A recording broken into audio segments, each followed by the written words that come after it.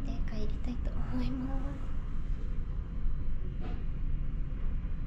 最後までご視聴いただきましてありがとうございました。また次回の動画でお会いしましょう。